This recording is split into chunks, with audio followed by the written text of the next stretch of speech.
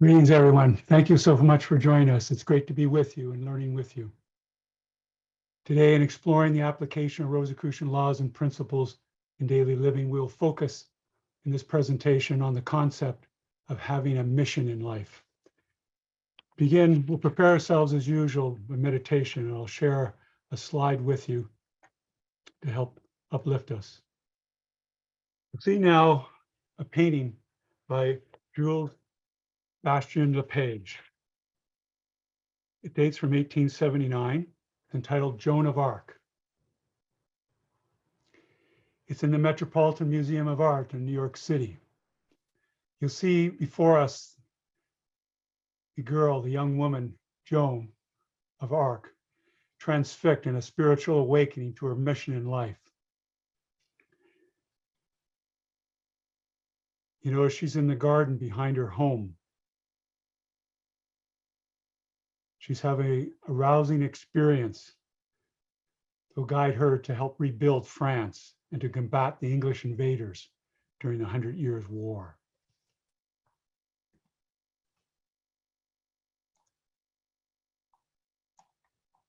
If we go in closer, we'll see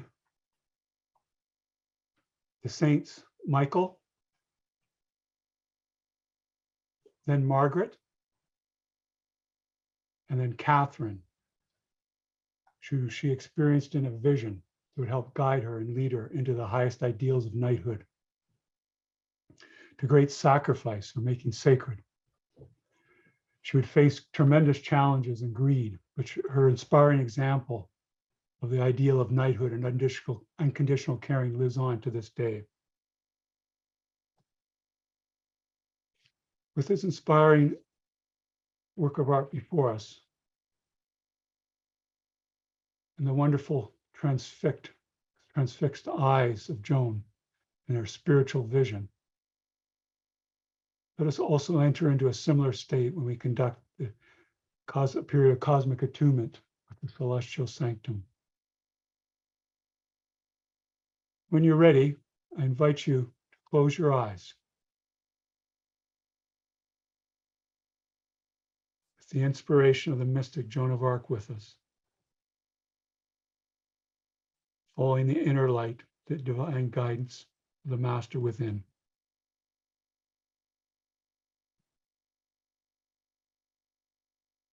Just as Joan was called to her mission in life, each of us is called to our mission in life. It can be gradually or suddenly revealed to us by the divine within, the master within, our true nature. To prepare ourselves further for our mission in life in this period of meditation, just enjoy the gentle rhythm of the breath. You may wish to take a little extra deep inhalations and particularly prolong the exhalation. The prolonging of the exhalation has an immediate relaxation response, which allows healing and making whole to occur within us, body and mind.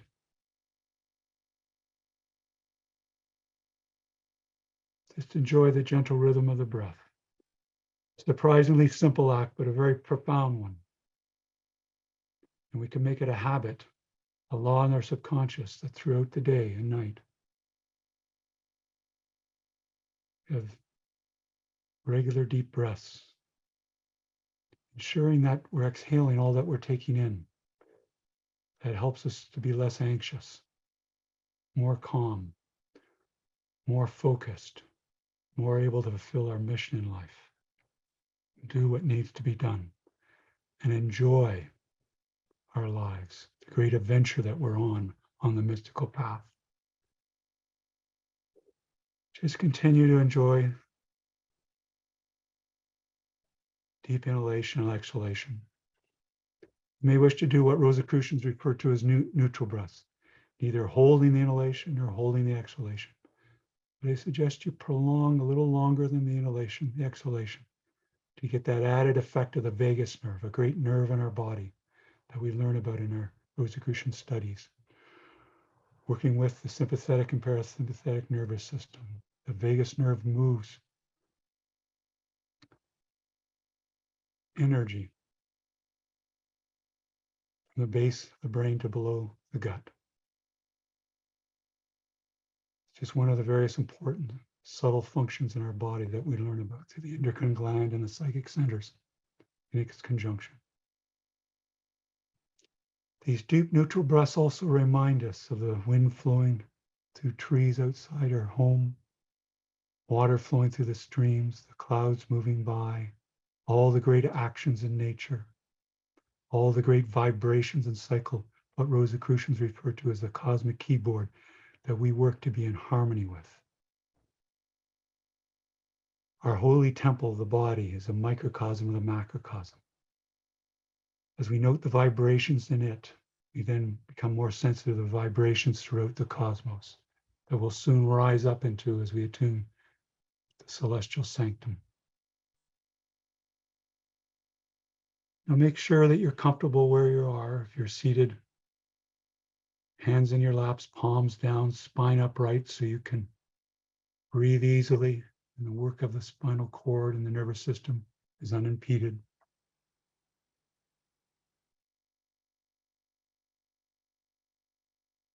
Now with each deep breath in and out, let us sense us becoming calmer and calmer, drawing forth our true nature, the divine within, with each breath.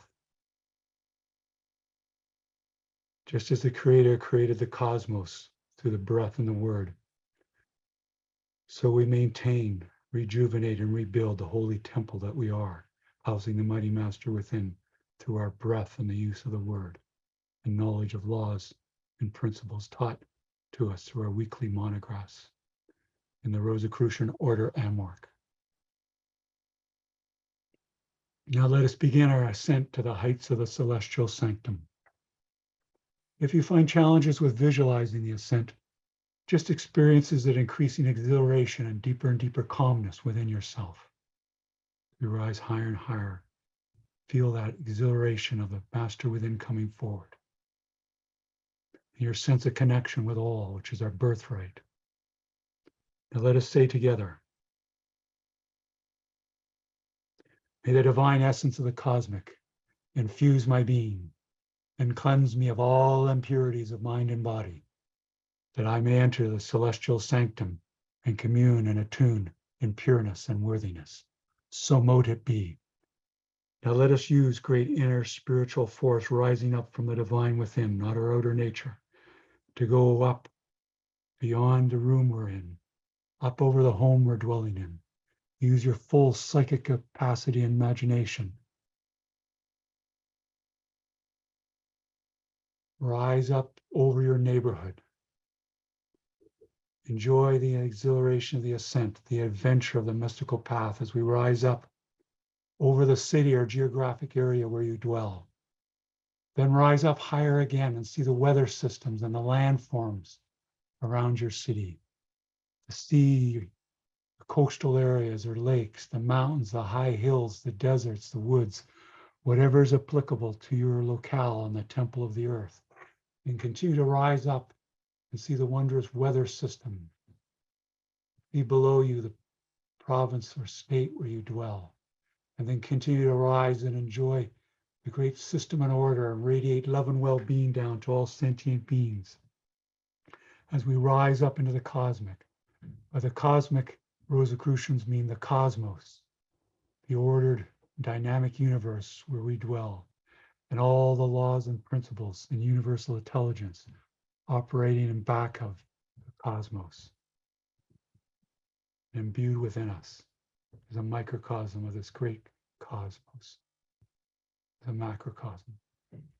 And continue to rise up and see not only the great nation or state or country where you dwell, and radiate love and well-being to all the animals and people down there.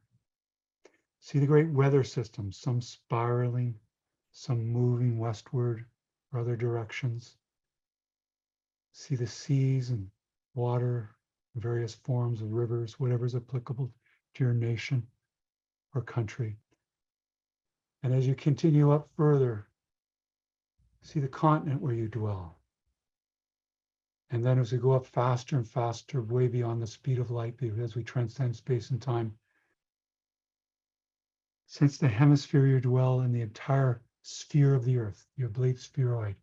See the beautiful blue jewel of the earth and see it revolving about its great axis, part of the great system and order that's not only within your body and the axis of your spine, but the axis of the earth, the north and south poles. Just like we have great polarities, magnetism, electromagnetism in our body, the earth revolves about its north and south poles. Beautiful dynamic order, forming the sunrises and the sunsets. And now look up from the beautiful blue jewel of the earth and see the great fiery ball of the sun, our star.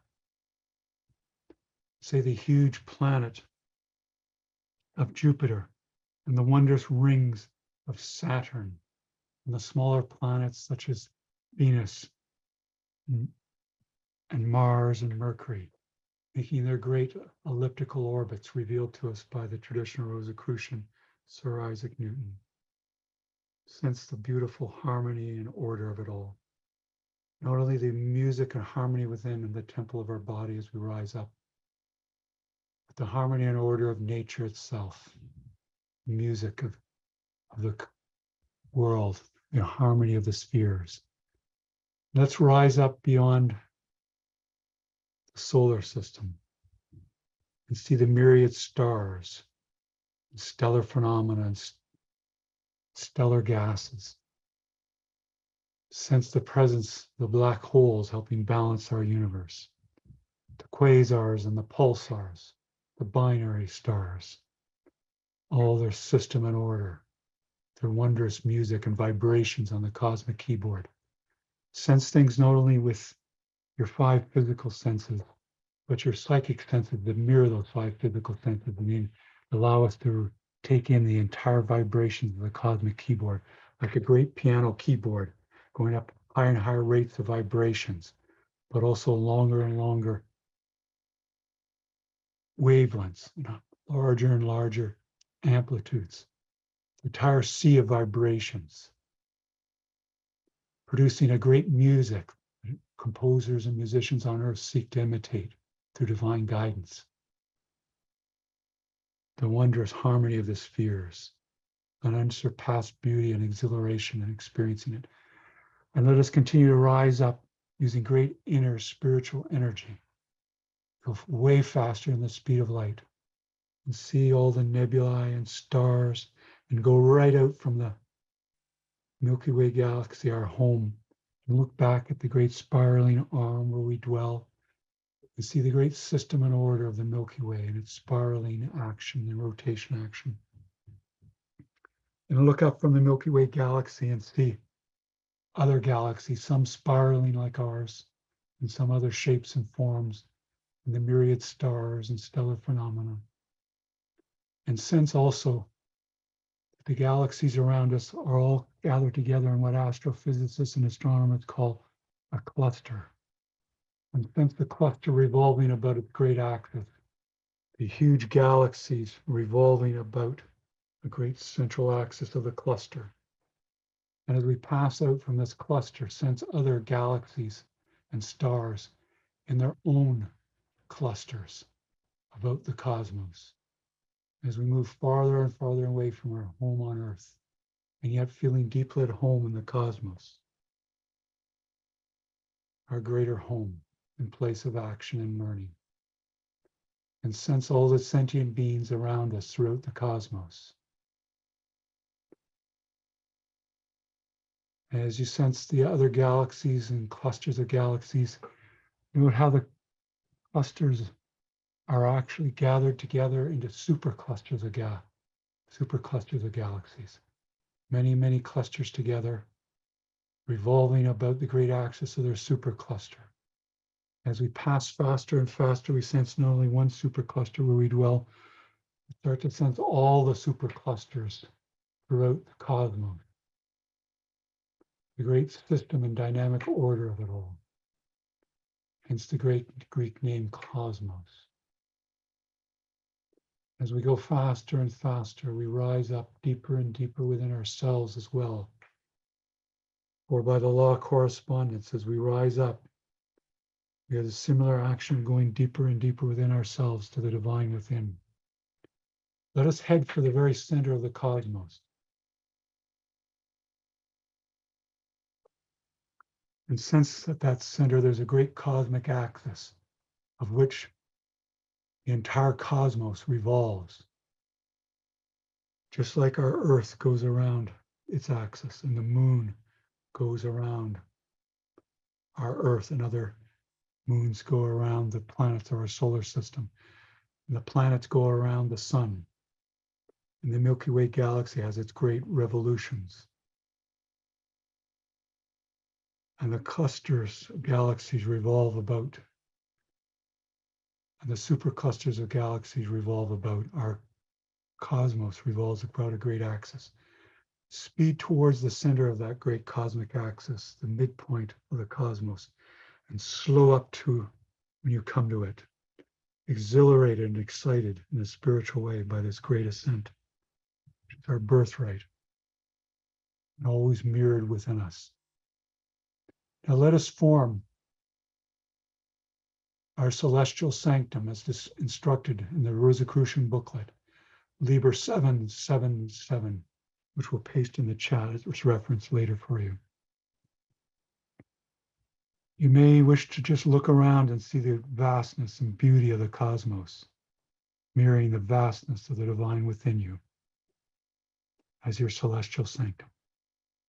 Or you may wish to picture your celestial sanctum as some inspiring place in nature that you recall back on Earth.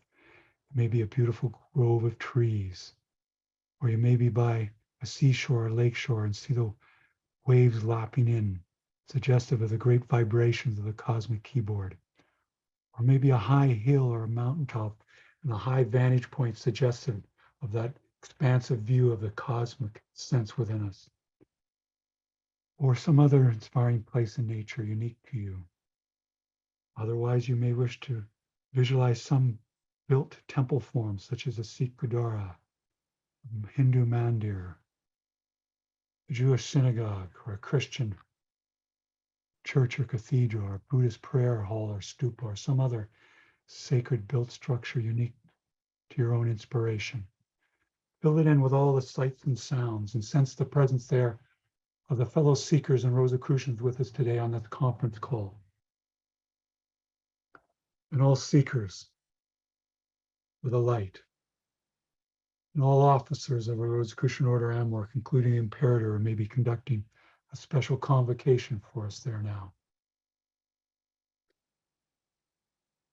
Picture the visible and invisible masters with us, attuning with the cosmic, there to be of assistance to us.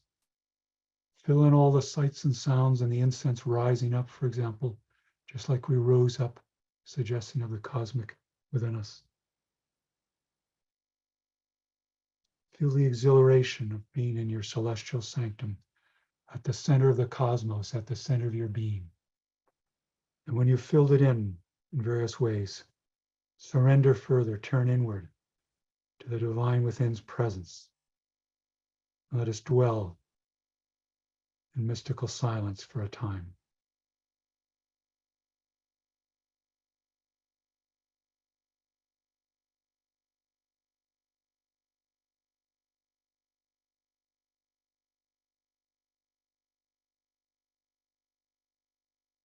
If you find your mind wandering, just lovingly and gently bring it back to the gentle, inspiring rhythm of the breath at the still center of your being, at the cosmos, within your celestial sanctum.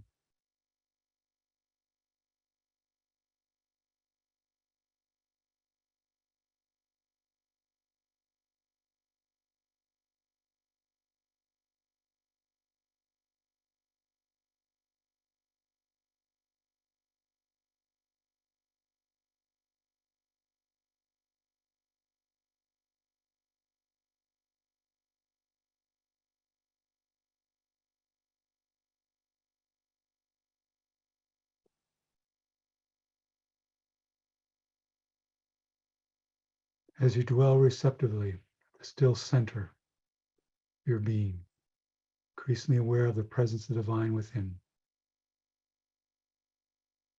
Just let unfold whatever the divine within wishes, whatever needs to be conveyed to you at this time. But whatever you feel or experience, just come back to dwelling in the stillness, the gentle rhythm of the breath, and one with the cosmos and cosmic.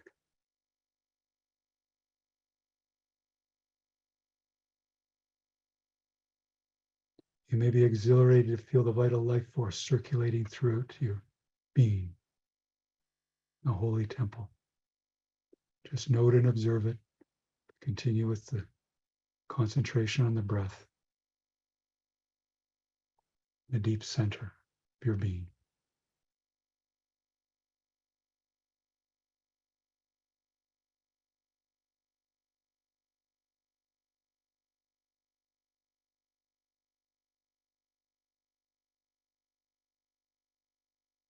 There's many reasons to rise to the heights of the celestial sanctum.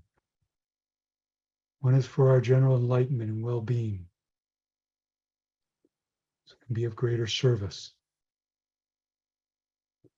Another is to seek answers to an important life question that's not readily answered by any other means. Another is to radiate love and well-being and metaphysical aid. And certain other reasons. At this time, let us undertake the third aforementioned. Let us radiate love and well-being now that we've tuned with the cosmic. Let us participate in the work of the Silent Council in conjunction with the Council of Solace of our Grand Lodge of the Rosicrucian Order Amorc. All those who have petitioned our Grand Lodge for health and healing and guidance. Let us radiate love and well-being to them now. And all those who petitioned our affiliated bodies of the Rosicrucian Order Amorc, let us radiate now love and well-being to them as likewise. And all those you know who are in need, radiate love and well-being to them now. And all sentient beings throughout the cosmos, let us radiate love and well-being to them now. Like a great floodlight reaching out from the center of our being. This is an act not of our outer self or outer nature, but through surrendering to the divine within, let the divine love flow out from us. The healing forces of the cosmic will come out from us at a tremendous rate and speed, just like we rose up into the cosmic. Just let the radiation go out from you like a great beacon to the cosmos, to all those in need. Feel the exhilaration of the flow.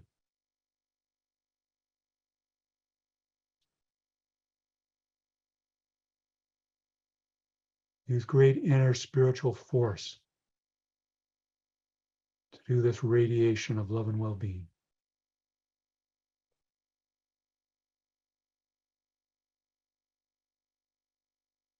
I think you'll notice it happens that enriching and tonic tingling within the temple of the body intensifies and helps us heal as well, even without our intention. For as you give, so shall you receive, by the law of karma and the law of compensation.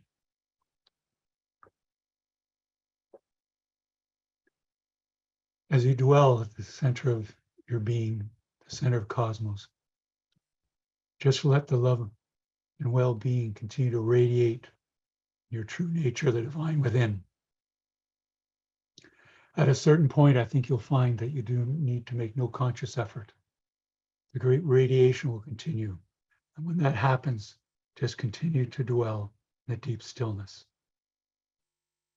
enriched and ennobled and rejuvenated.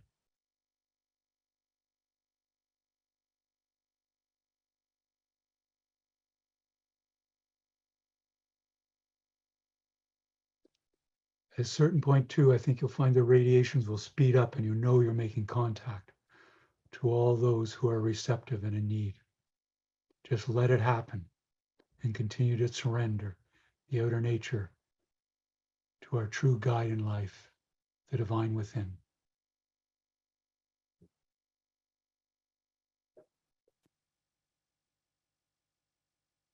And as the radiations of love and well-being continue out, just picture your mind expanding out to encompass the cosmos and cosmic, to become the cosmic mind, to experience as the cosmic mind experiences, to assume the cosmic mind now.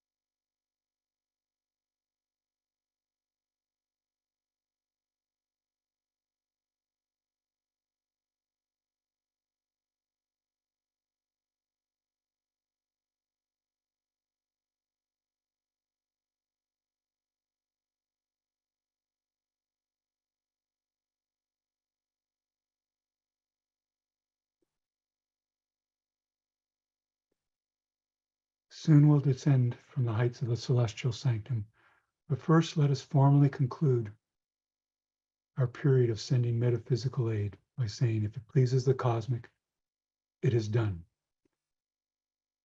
But still that without conscious effort, the great radiations of love and well-being go out from you, while we remain one with the cosmic mind.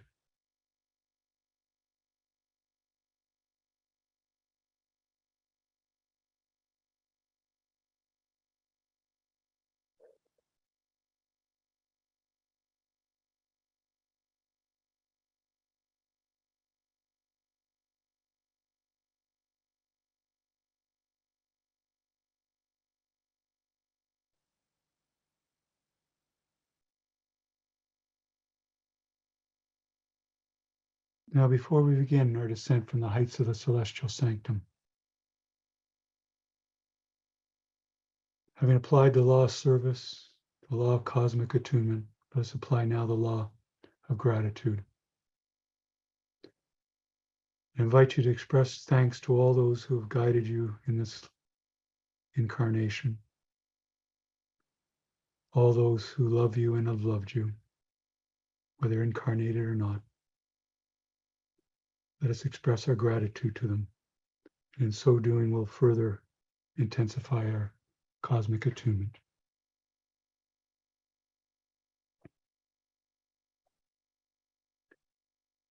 This period of cosmic attunement from the heights of the celestial sanctum is a mini retreat that we can do daily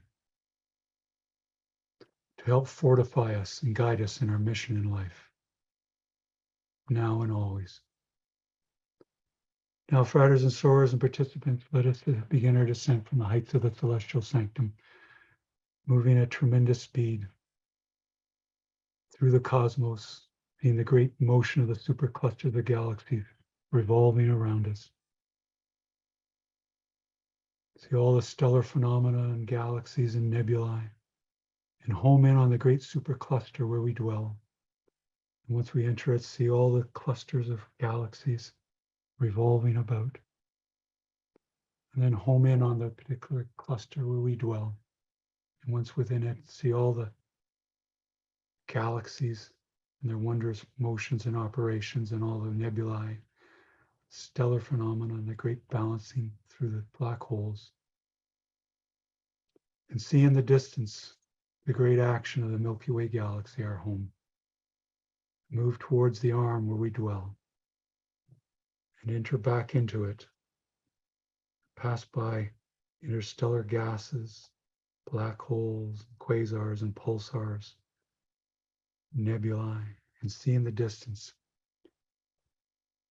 the solar system and our sun, our great fiery star. Feel the great psychic vibrations from it and all the planets to us and radiate them back to it. And now home in our home, the earth, the beautiful blue jewel. come to the hemisphere where you dwell, the continent, nation or country, province or state, the city or geographic area, and let us say together, may the God of my heart sanctify this attunement of self with the celestial sanctum, so mote it be. Now let us descend back onto our neighborhood, our house or home, and the room where we let off, and sense where you're situated or seated. And you may wish to stretch and open your eyes, feeling rejuvenated, rebuilt, regenerated, all the more ready for the work and worship of the day and fulfilling our mission in life. Thank you. We'll continue now on our presentation, our mission in life, so well exemplified by Joan of Arc in this beautiful painting. Now,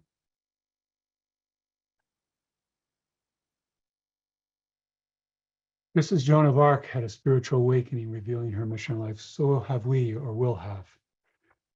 You know, a mission in life can be described as a divinely ordained work. Sometimes a mission in life is referred to as having a calling in life.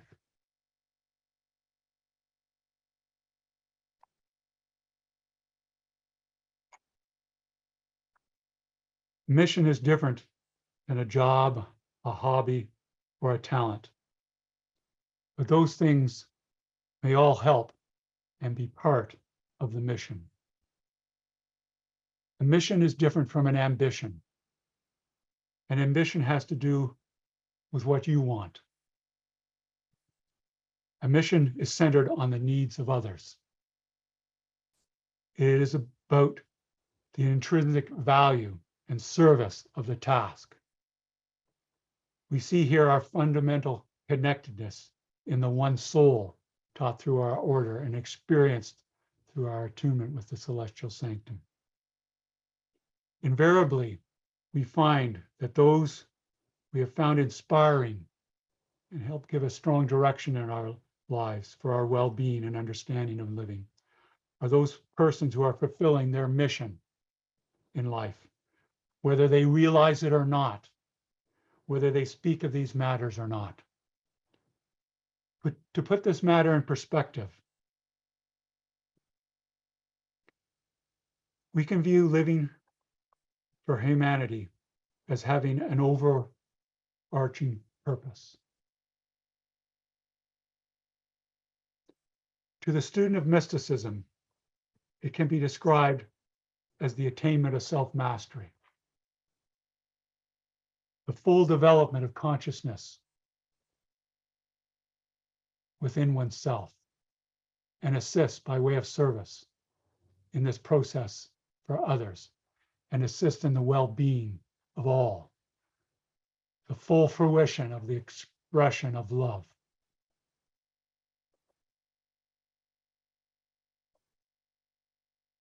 On earth as it is in heaven.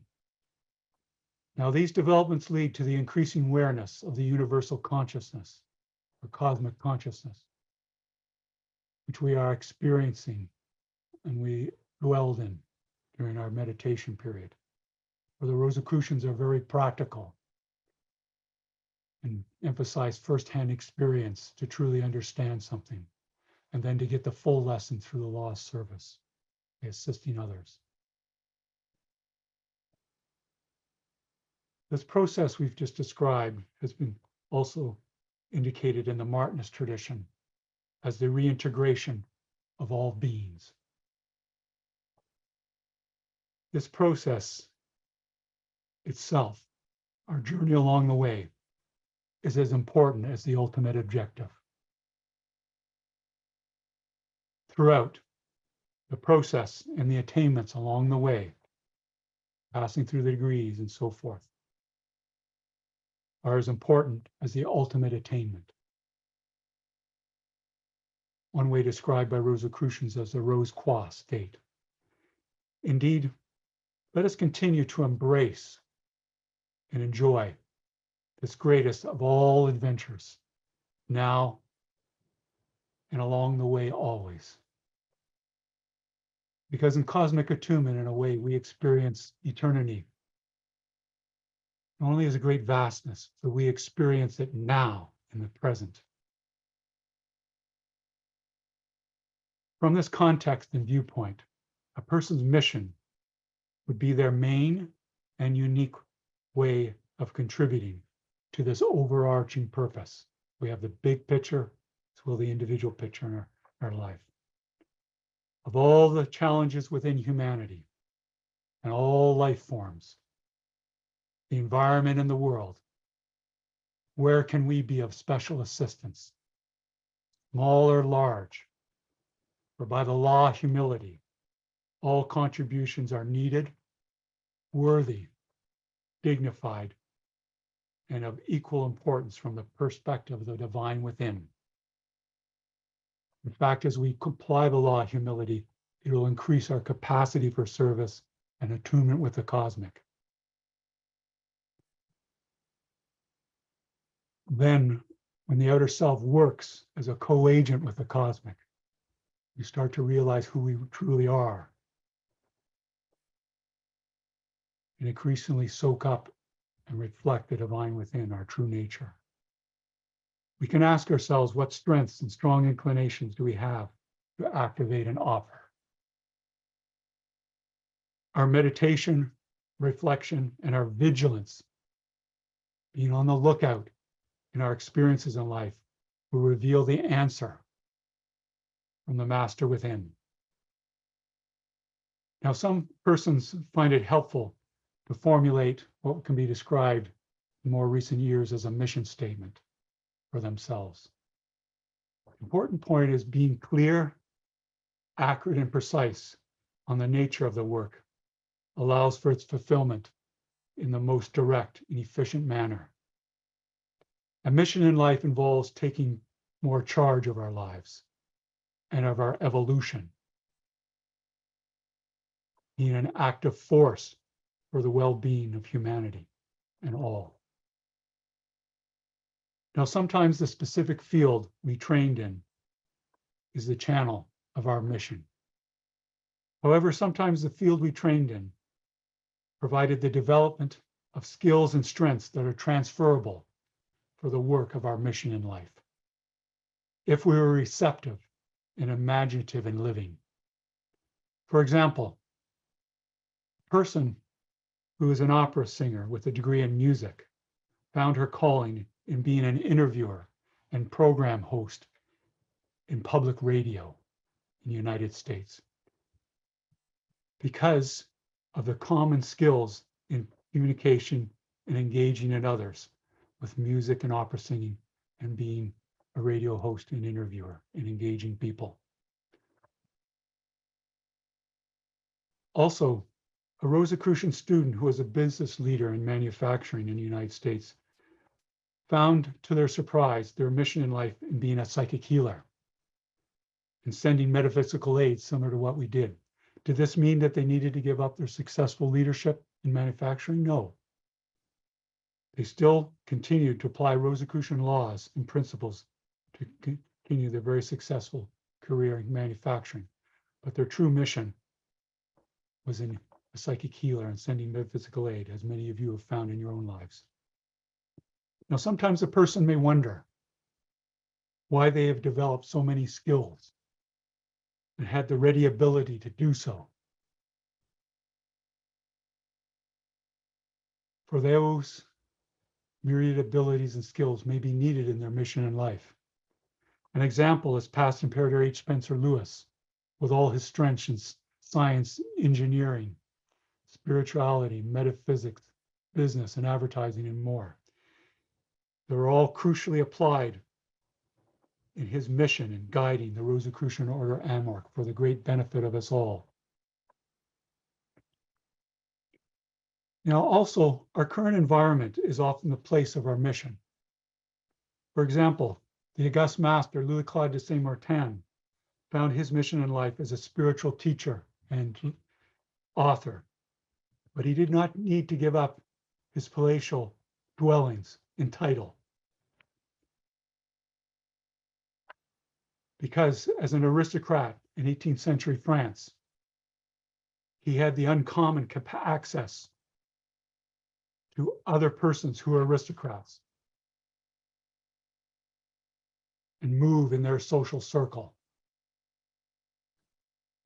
He could make a suggestion here, a word of encouragement there, and assist in their spiritual guidance in a way that others could not reasonably reach those aristocrats for the upliftment of France and Europe and the world. Indeed, in our own life, through professions and backgrounds that we have, there's persons that we can contact that others cannot do so, and that can be an important part of our mission. A person's mission in life can be considered private and personal,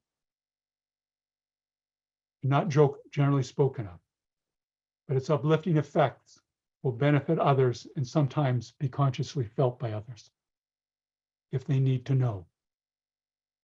Indeed, as past Imperator H. Spencer Lewis pointed out, keeping our plans private can activate great inner energy and avoid dissipation for accomplishment through the law of silence. If you're intrigued by this, later we'll give you a reference on this. Now, while viewing that we have a mission on life or in life, and recognizing it as such may be considered by some private, there is still value in discussing this topic in more general terms, as it can provide us with great focus and meaning. Let us now consider some questions on this whole matter. Or maybe asked, do we each have a mission in life? The short answer is yes. Sometimes it is revealed gradually to us, and sometimes it can be revealed strongly through an inspiring cosmic attunement and influx, similar to what we experienced when we just recently meditated and have that radiations of love and well-being continue from us as part of our mission.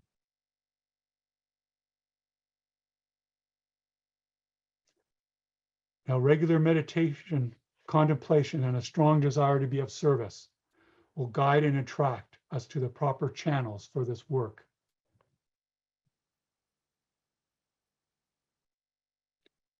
It's noteworthy that the mystic Sufi teacher and poet Rumi noted that each of us have something that we are best at and the best position to accomplish.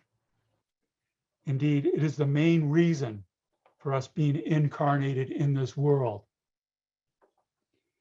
Each of us has our own unique way of bringing light to others and the world.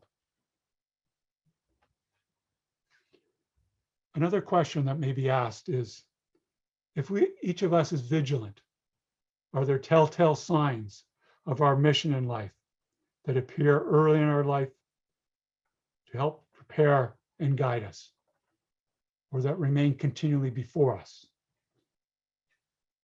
Yes. For example, during childhood, Florence Nightingale was strongly and inwardly attracted to help take care of others when they needed medical attention and recuperation. Similar to Joan of Arc, she had a spiritual awakening as a girl, in which the divine indicated to her that she was being prepared and would be called to undertake a momentous service for others. She would need to be vigilant, patient, and steadfast in her preparations. If you reflect on your early years in this incarnation, there will often be particular experiences and important attractions that were signs of the work you were called to do and are doing. I know some of you, like Florence Nightingale, in the nursing profession, who have benefited many and improved the quality of that healing profession, have mentioned to me that you were strongly attracted to this work during childhood and took opportunities to understand what it is to be a nurse. Maybe also asked, how does this matter change our sense of purpose and meaning in living? Quite frankly, it enhances and intensifies these matters like nothing else. The deepest sense of purpose and meaning in living is realized in cosmic attunement and fulfilling our mission in life, as we are then realizing our full connectedness to all others and all, and the one. These experiences assist in the deep sense of well-being, satisfaction, and harmonium for all. And as we know, harmonium in its deepest form is a form of ecstasy that is our birthright. Even a taste of that goes a long way in doing whatever we need to do in our life. And maybe also asked, what are some of the signs that a person is fulfilling their mission for the upliftment and well-being of us all?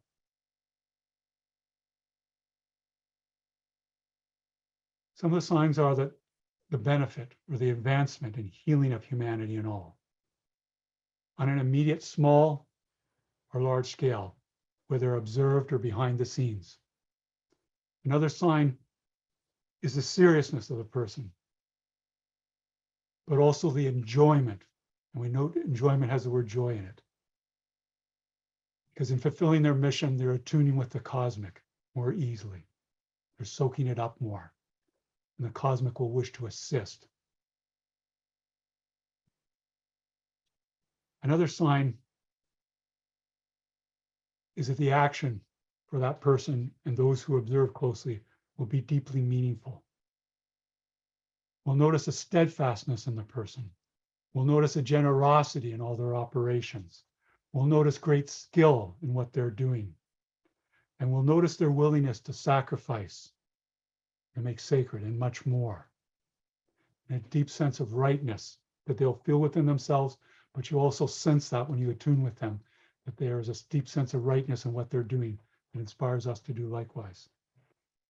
Now, it's quite possible that a person is fulfilling their mission in life, but they do not realize that they are doing so. The work must be selfless and follows many laws, such as the law of impersonality, where the selflessness comes in, the increased capacity for the cosmic to assist us. The law of service and the law of love.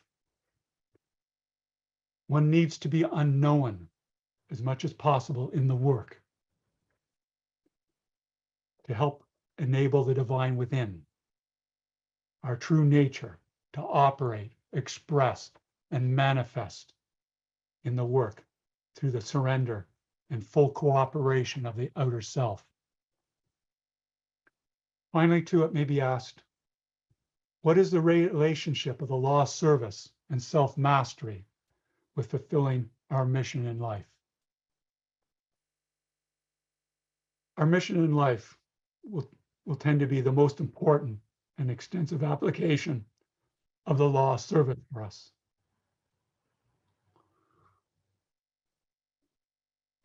Indeed, part of self-mastery is the fulfillment of our mission in life.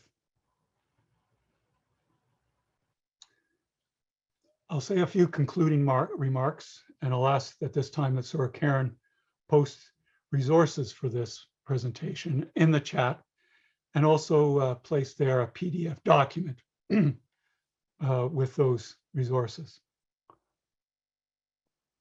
By way of conclusion, I'd like to say that we have discussed various questions related to matters on our life mission,